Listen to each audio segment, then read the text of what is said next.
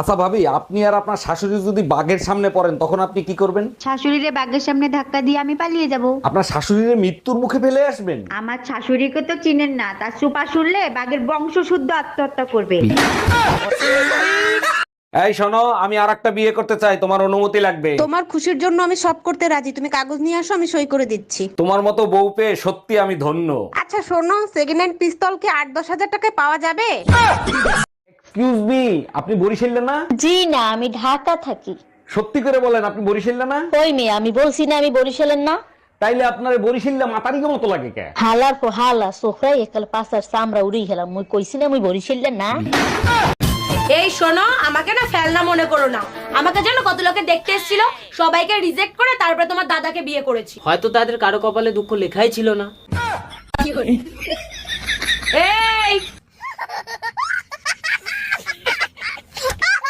এই মায়া, তুমি তো সাঁতার জানো না, নদীর পাড়ে গেছিলে কিসের জন্য? আমার সংসারের অত্যাচার আর সহ্য করতে পারতেছিলাম না, তাই পানিতে পড়ে মরতে চাইছিলাম। এটা তো খুব ভালো ডিসিশন নিছো, তা মরলা না কেন, ফিরে আসলা কেন? তুমি তো জানো শীত আমি একদম সহ্য করতে পারি না, পানি অনেক ঠান্ডা ছিল।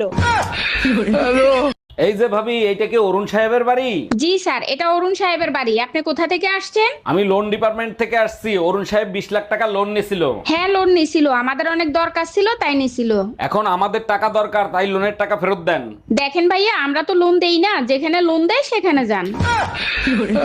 অরুণ ভাই, শুনলাম আপনি কিছু হইলেই নাকি ভাবিরে লাথি মারেন। ভাবি, সব সময় তো মারি না, মাঝে মাঝে আপনার ভাবির উপকারের জন্য মারি।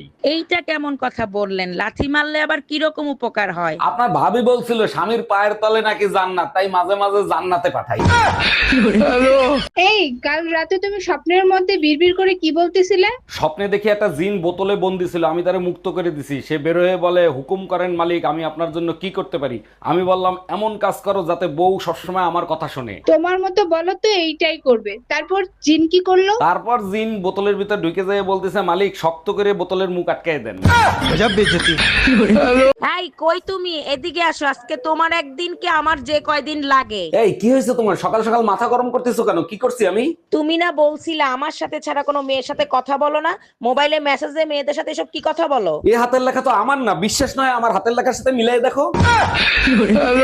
ভাইজান, শুনলাম আপনার বউ নাকি ড্রাইভারের সাথে পলাই গেছে। আর ভাবি বললেন না, চরম বিপদে পড়ে গেছে। এখন বলেন তো কি করি? আরে ভাইজান, পলাই গেছে ভালো হয়েছে, এখন আরেকটা বিয়ে করবেন। বিয়ে তো আরেকটা করতে পারি, কিন্তু আমি তো ঘর জামাইছিলাম, আমারে কি এখানে থাকতে দিবে?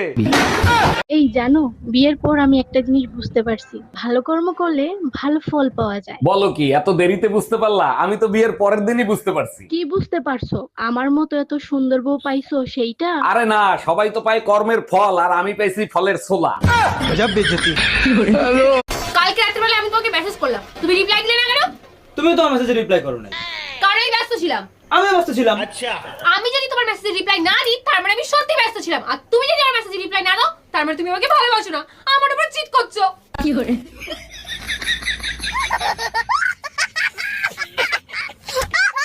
এই কই তুমি, এক কাপ চা খাওয়াবা? দুধ নাই, কালকে থেকে দুধ আনতে বলতেছি, আনছো? আরে বাবা, পাশের বাড়ির ভাবির কাছ থেকে এক কাপ দুধ নিয়ে আসো। ভাবির কাছে গেছিলাম, তার কাছে ও দুধ নাই। শালির বিটি কত বড় মিথ্যে কথা বলে, সকালেই আমি 2 লিটার দুধ কিনে এনে দিছি। কয় লিটার কিনে দিছো? Bye bye. এ ভাই, মনটা আজ ভালো নেই, চল মদ খাই। 100 টাকা দে। আমি পারবো না, আমি পারবো না। সারা জীবন ভিখারি থেকে যাবি। হ্যালো। এই তুমি আমার ভাইরে কি বলছো, ও যে এখন বিয়ে করতে রাজি হচ্ছে না? সাবিত্রী সত্যবানকে কিভাবে যমরাজের কাছ থেকে ফিরে আনছিল সেটাই বলছিলাম। এর জন্য আমার ভাই বিয়ে না করার কথা বলতে পারে না। সত্যি করে বলো, কি বলছিলা? এটাই বুঝাইছি, বউর কাছ থেকে স্বয়ং যমরাজও স্বামীকে বাঁচাতে পারে না। এই তোমাকে নিয়ে আজকে নাকি মসজিদে সবাই হাসাহাসি করছে। হুজুর বলছিল কে কে জান্নাতে যেতে চান হাত জাগান, আমি হাত জাগাই নাই, তাই সবাই হাসছে। আসবেই তো, গাধা নিয়ে সংসার করি, কেন হাত জাগাও নাই? তুমিই তো বলছিলে মসজিদ থেকে সোজা বাসায় আসবে, অন্য কোথাও যাবা না।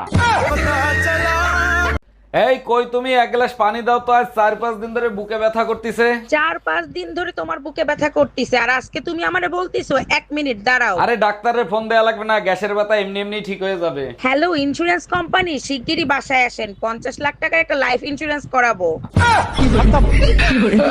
Excuse me, I love you. Sorry ভাইয়া, আমি বিবাহিত। এই যে আমার হাজবেন্ড। নিশ্চয়ই সরকারি চাকরি করে। ও মাই গড, আপনি কি করে বুঝলেন? মাথার টাকে গ্লেজ দিচ্ছে তো তাই দেখে। বাকশালা উগান্ডা। ম্যাডাম আমি বিদ্যুৎ বিভাগ থেকে আসছে, আপনার মিটারে সমস্যা আছে, চেক করতে হবে। ভালো করে চেক করে ঠিক করে দেন, মিটারে এত বিল কেন আসে? বিল কোথায় আসে? 2 মাসে মাত্র 2 ইউনিট বিল আসছে। 2 ইউনিট বিল কেন আসবে? আমি তো শুধু লাইট জ্বালাই মোমবাতি খোঁজার জন্য। ডাক্তার আমার রিপোর্টটা ভালো করে কি দেখছেন? ওর ভিতর কোনো সমস্যা নাই তো? অনেকক্ষণ ধরে তো দেখলাম, কিছু বুঝতেছি না, মনে হয় মদ খাওয়ার কারণে এরকম হইছে। বলেন কি? ডাক্তার হয়ে আপনারা মদ খান? আচ্ছা ঠিক আছে, নেশা কাটে গেলে আমার রিপোর্ট জানায়েন। এই মাতালের বাচ্চা, মদ আমি খাই নাই, তুই মদ খাইছিস দেখে রিপোর্টের এই অবস্থা। আচ্ছা একটা কথা বলো, আমি যদি একদিনের জন্য কারো চুল কেটে দিই তাহলে কি আমি নাপিত হয়ে যাব? না, আমি যদি একদিনের জন্য রান্না করে এসে রান্না করি তাহলে কি আমি রাঁধুনি হয়ে যাব? অবশ্যই না। আচ্ছা আমি যদি একদিনের জন্য আমাদের ঘরের ইলেকট্রিক লাইনটা ঠিক করি তাহলে কি আমি ইলেকট্রিশিয়ান হয়ে যাব? আরে না রে বাবা। তাহলে আমি যদি তোমার বান্ধবীকে একদিনের জন্য পার্কে ঘুরতে নিয়ে যাই তাহলে কি আমি ওর বয়ফ্রেন্ড হয়ে যাব? না।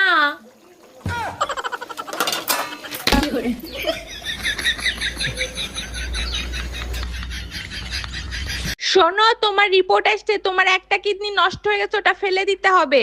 বলো কি? সর্বনাশ হইছে, এখন আমার কি হবে? কি আর হবে, ছোট্ট একটা অপারেশন করবে, একটা কিডনি ফেলে দিবে। একটা কিডনিতেও মানুষ বাঁচে। আরে সেটা তো আমিও জানি, কিন্তু এখন অপারেশন করার এতগুলো টাকা কোথায় পাবো? ডাক্তারের সাথে আমার কথা হয়েছে, আইফোন 17 দিবে, সাথে অপারেশন ফ্রি। একটা দামরা হালার পলার বিয়ে করছে 25 বছর হয়েছে, আজ পর্যন্ত ভ্যালেন্টাইন ডে তে মোরে কিছুই দেয় না। এবার ভ্যালেন্টাইন ডে তে তোমার এমন গিফট দেবো সারা জীবন মনে রাখবা। ওরে দামরা হালার পোহালা কুত্তা গুনা খিদের বইতে তুই দিবি মোরে দামে গিফট। কথাবার্তা সব ফাইনাল হয়ে গেছে, 14ই ফেব্রুয়ারি ভ্যালেন্টাইন ডে দিন 50 লাখ টাকা দেবে, কারণ তোমার নামে লোন করাইছি। এই শোনো, আমি আরেকটা বিয়ে করতে চাই, তোমার অনুমতি লাগবে। তোমার খুশির জন্য আমি সব করতে রাজি, তুমি কাগজ নিয়ে আসো, আমি সই করে দিচ্ছি। তোমার মতো বউ পেয়ে সত্যি আমি ধন্য। আচ্ছা শোনো, সেকেন্ড হ্যান্ড পিস্তল কি 8-10 হাজার টাকায় পাওয়া যাবে? এই 10,000 টাকা দাও, মেকআপের সবকিছু শেষ হয়ে গেছে, মেকআপ আনতে হবে। মাসে 30,000 ইনকাম করি, 10,000 তোমার মেকআপ খরচ, তাহলে সংসার চালাবো কেমনে? যখন জানোই এই টাকা দিয়ে সংসার চালাতে পারবে না, তাহলে বিয়ে করছিলা কেন? তুমিও তো জানো মেকআপ করলে তুমি কোনোদিন ফর্সা হইতে পারবে না, তাহলে মেকআপ করো কেন? এই জানো, এবার কিন্তু আমাদের বিয়ের 14 বছর পার হবে। বলো কি? তাই নাকি? তাহলে এবার উপহার তুমি দিবা। আচ্ছা ঠিক আছে, তুমি যা চাবা তাই দেবো, বলো কি চাও? 14 বছর সাজা খাটার পর সরকারও মুক্তি দিয়ে দেয়, তুমিও আমারে মুক্তি দিয়ে দাও। আচ্ছা ঠিক আছে, এই নাও।